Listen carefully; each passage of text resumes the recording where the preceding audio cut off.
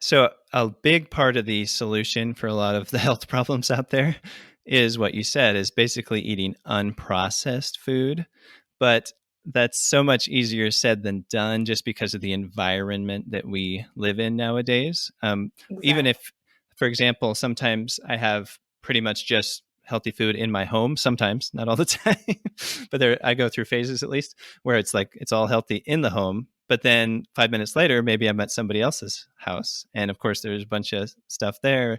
And when I go to work at the hospital, the physician lounge, um, it has a bunch of chips and cookies and cake and all this stuff and ice cream sandwiches. So it's like no matter where you go, like you can't completely stay away from it. So yeah, so there's a lot of this stuff where you got to kind of work on your mindset and your relationship with food, That's right.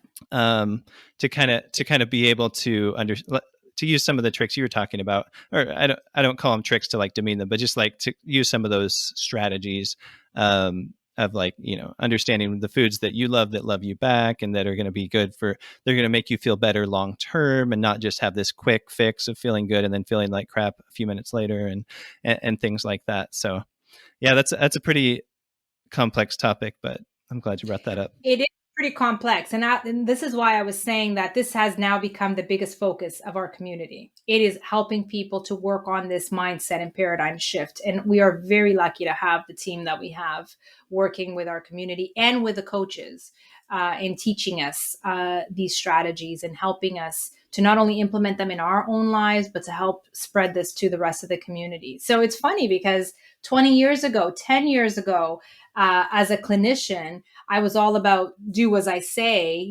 top Mm-hmm. down sort of information. And now it's not like that at all. It's a complete 180 shift. I've realized that it's not about telling people what to do, even with my children.